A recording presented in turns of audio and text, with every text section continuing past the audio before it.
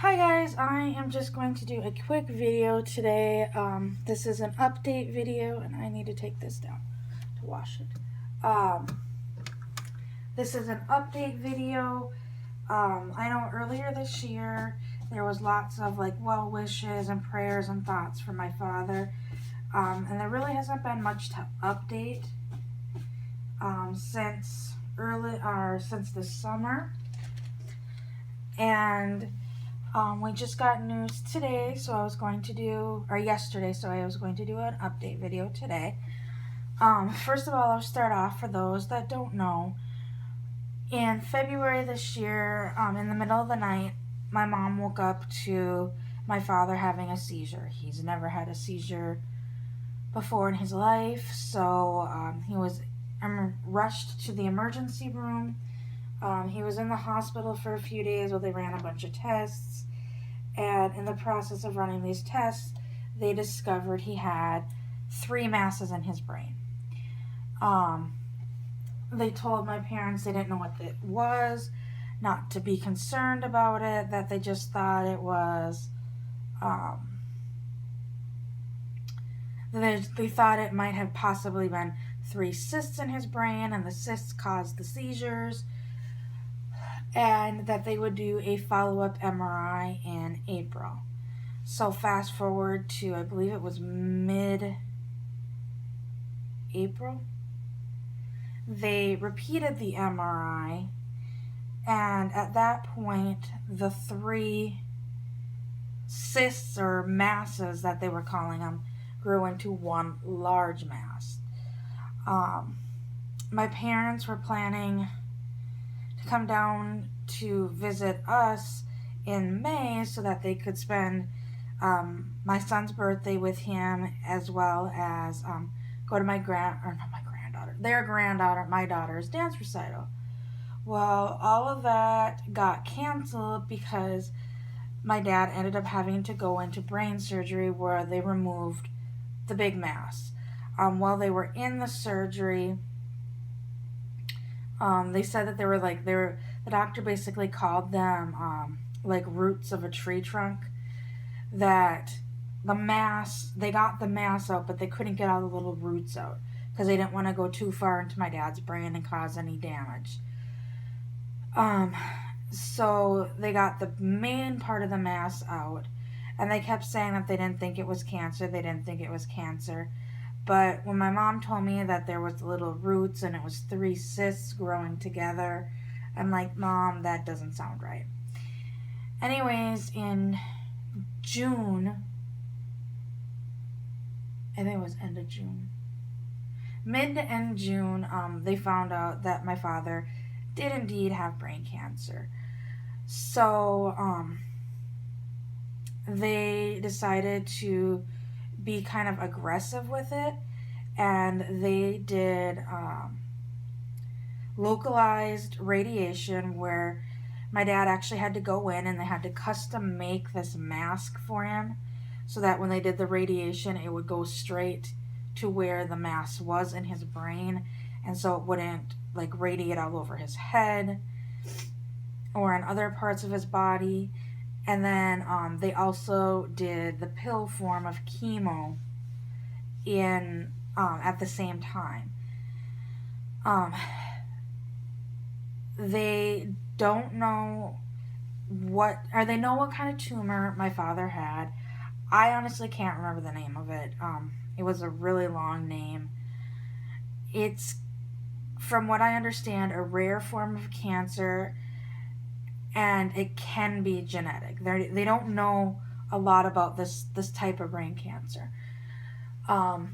So my dad has to get genetically tested to see if they can pinpoint where it is in his DNA. If they can, and it is showing that it is genetic, then I need to be tested. And if I show that I'm a carrier for it, I need to continue. I'll have to start getting MRIs done or CT scans done of my head periodically just to make sure nothing grows in there. If it shows I'm not a carrier for it, I don't need to worry about it. If I am a carrier for it, then my kids need to get tested to see if they're carriers for it. But the reason why there's a lot of questions about it is because my grandfather, my dad's dad, died of lung and brain cancer. This was back in the mid 80s, actually, not 90s. It was the mid 80s. It was back when they were able to do chemo and radiation, but there wasn't a whole lot more past that was known about different types of cancer. We just assumed, because my grandfather had been a heavy smoker from a young age, that it was he had lung cancer from smoking, and then the lung cancer traveled to his brain. But now with my dad having this brain tumor, they are wondering if if it was that way, if it was my grandfather had brain cancer that traveled to his lungs, or if he had two separate cancers going on, period. Because they never, back then, they didn't do any biopsies that I can remember. I just remember that he went into the hospital, they did some scans, said it was cancer. They lived in a small town in South Dakota. They ended up moving in, my grandparents ended up moving in with us for a few months when my grandfather underwent chemo and radiation treatments. Ultimately, he did lose his battle to cancer and passed away when I was 5. But there wasn't a whole lot back then that I can, like I said, that I remember. Not like they know today. And so they want to do my dad first. And if my dad, it shows a genetic link, then like I said, I need to be tested. If I show it to be a carrier, I need to be periodically tested to see if I get one, and then my kids need to be tested. But that brings us to today, or not to today. This summer he did his chemo and radiation. I want to say that was 8 or 12 weeks. He did radiation every Monday, Wednesday, and Friday, I believe. And then Tuesday, Thursday, Saturday, I believe, was when he took the chemo pills. And that actually finished. He finished up with his chemo and radiation in October. And then they came down here because my dad just wanted to have a break from everything, and they wanted to come down and see the kids and see us. So they came down here, spent a week with us, got to spend my daughter's actual birthday with us, got to go to my daughter's birthday party. And so we got to spend time with them. A few weeks ago, his chemo doctor put him on maintenance chemo since radiation was done, and said, we're going to do it this way. We're going to see how this goes. We might have to up your chemo. We might need to adjust things. But once we get the MRI results back, we'll see what we need to do. So that brings us to yesterday. My parents were very nervous yesterday. My dad had his repeat MRI since starting the radiation. They actually did an MRI the day he started radiation. He did the MRI in the morning and started radiation in the afternoon. But he didn't want to admit that he was very worried, so he didn't say anything to my mom, but I guess he had been talking to his friends about how worried he was. So the big day was today, and with how technology is nowadays, you don't need to wait days or weeks for MRI results like you used to. So he had the MRI yesterday morning, and by yesterday afternoon they had the results, and the results came back. The doctor came in and said there was good news and bad news. The good news is they did not find any traces of cancer in his brain. They didn't see any more of the little tree roots, so to speak. They didn't see any more masses, so that was the good news. At this point, they can't call him cancer-free because it could grow back, because it was fast growing. To begin with, it was stage 4. no, stage, was it? They labeled it stage 3, but they said it was kind of between a stage 3 and a stage 4. But it was a fast growing cancer, so at this point they can't say he's cancer free. But they can say that he doesn't have cancer in his body, if that makes sense. Or they didn't find any traces of cancer in his body, or at least in his brain.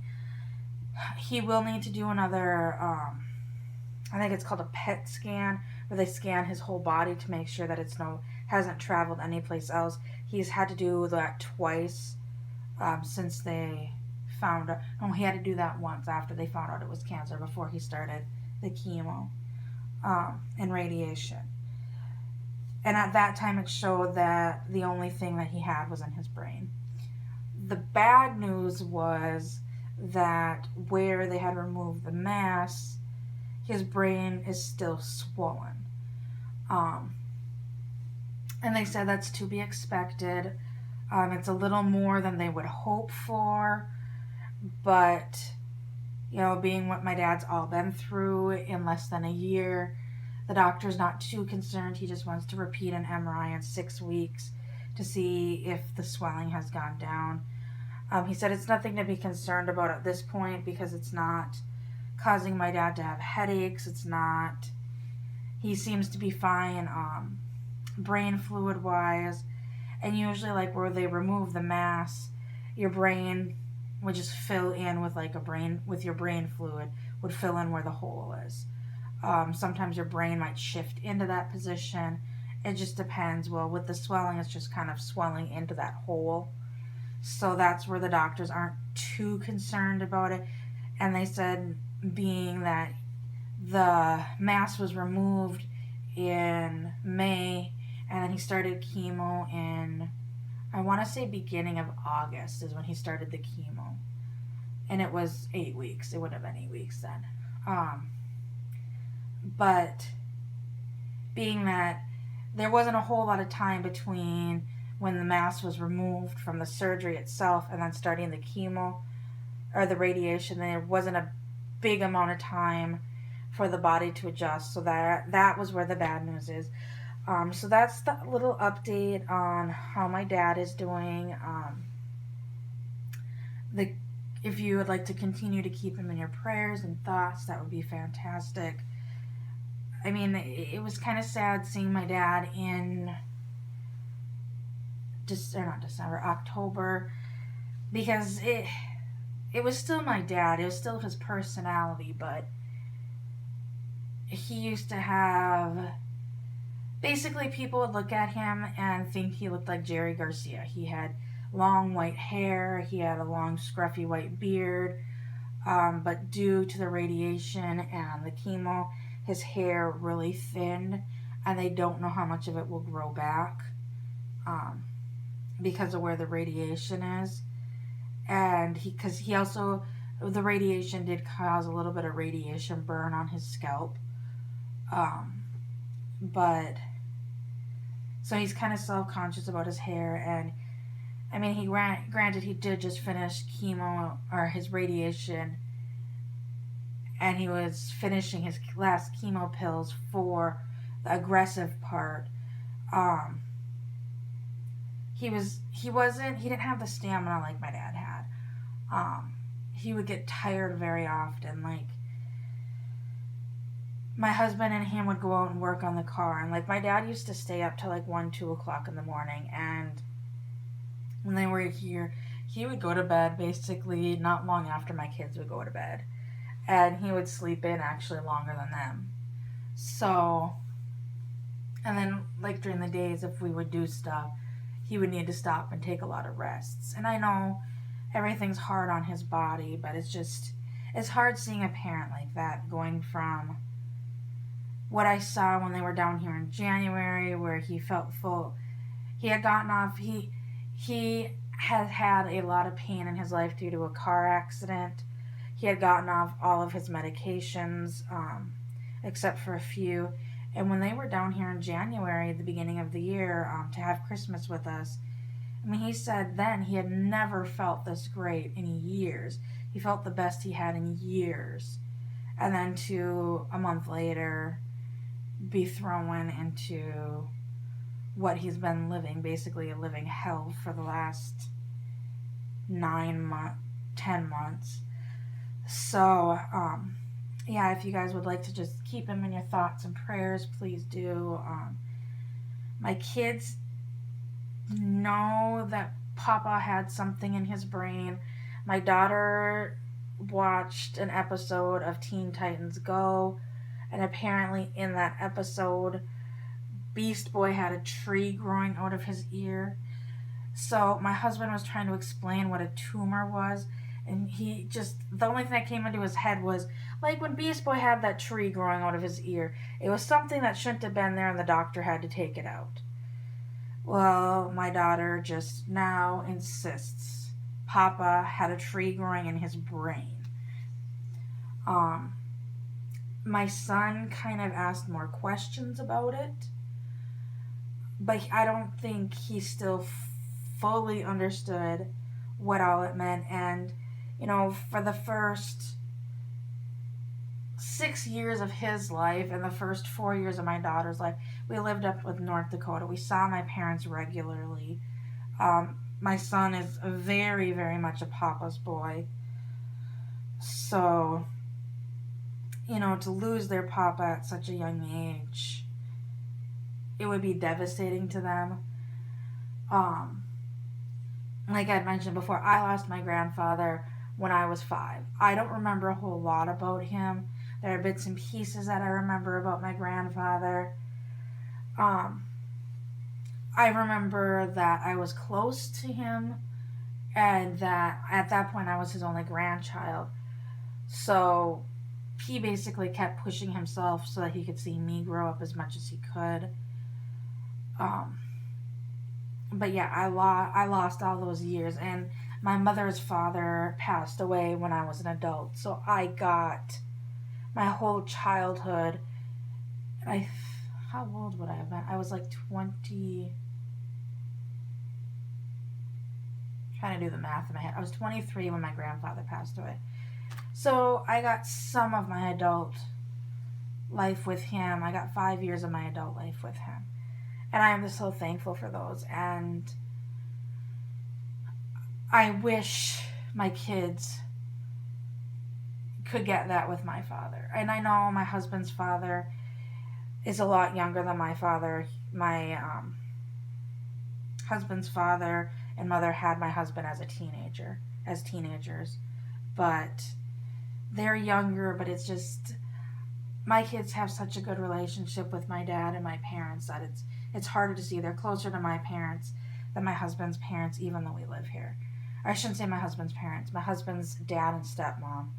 My kids absolutely adore his biological mom. But this is enough rambling. I just realized that this video is almost 20 minutes. But thank you, everybody, and I will see you all later. Bye.